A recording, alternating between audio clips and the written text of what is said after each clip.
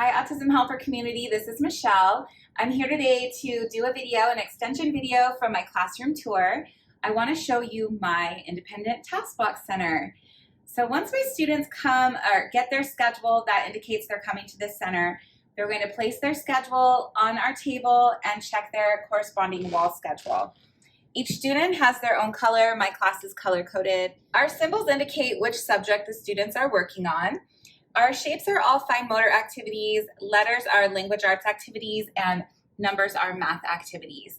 Starting with our first icon, the students are going to take their icon off, bring it over to our shelves and match their icon. Then they'll bring their box over to the table and perform the task. So I really like this box. This is one that I created myself. For this box, I used an old shoe box and I covered it in duct tape. I made sure to make sure the box still opens so that we can check the level of skill or independence here, make sure the students are doing it correct. And I glued a piece of cardboard in here so I can tell how they sorted. I took a clear cup, filled it with buttons and pom-pom balls, cut a hole in the top of the box, and then two more smaller holes. This is just a used paper towel roll that we hot glued on the inside. And then we indicated which item the students will be sorting by gluing or drawing on the outside. Once the students perform the tasks and have completed it, they put it in our all done box and they check their schedule for their next box. So this is a English language arts box. This is another awesome box. This works on letter sorting. However, it also focuses on fine motor. So the students have to open these tiny containers, which is an amazing skill for students to work on in the classroom.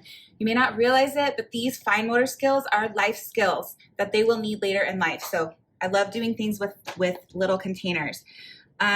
We just took magnet letters, and the student will find the corresponding container, put the magnet letter in, close it, finish the box, and again in the all done box. And his final box is a math box. And this one is another just simple created task using clothespins from the dollar store. And the student will count and place the clothespin on the correct number. This activity is from Marceline Attard. And he's all done. He goes to the all done box. Once our students finish their schedule, if they have time, they get reward time. My students love iPads, so they can go get an iPad and bring it back to the center. Now I want to show you some of the boxes that we have in our center. As you can tell, we have a lot. So let's talk about simple errorless tasks. These are great for your beginning learners or just building momentum within the center when students are new to the class or if they're very young. This is a recycled container here, and all these are just mini erasers that the students have to, number one, hold and then cross midline to push in. Very errorless, simple task, low cost.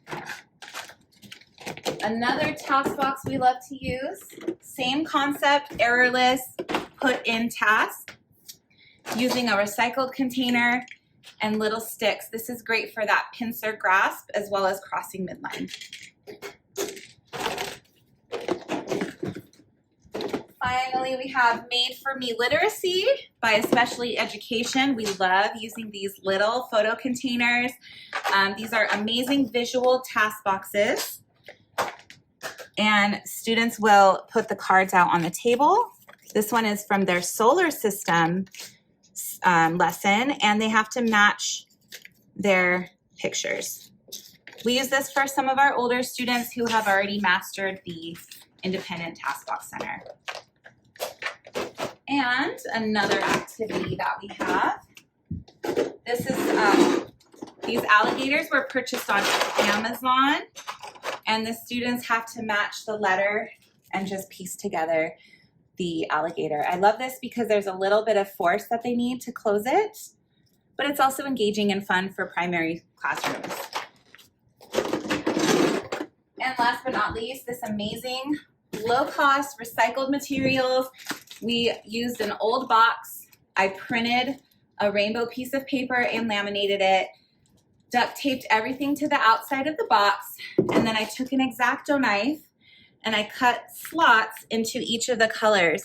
Now notice the slots all go in different directions, and that's just to increase that fine motor skill and have students turn their hand. Instead of just performing the same skill over and over again, they're turning their hand each time they go down. And they have to match the colored stick to the correct color. My task box visuals are from Simply Special Ed. However, the Autism Helper has very similar visuals in their Teachers Pay Teachers store, which I will link in the comments. Thank you so much for checking out my Independent Task Box Center today. What questions do you have? Leave them in the comments. I will also link my original classroom tour video in the comments so you can check that out. Have a great day.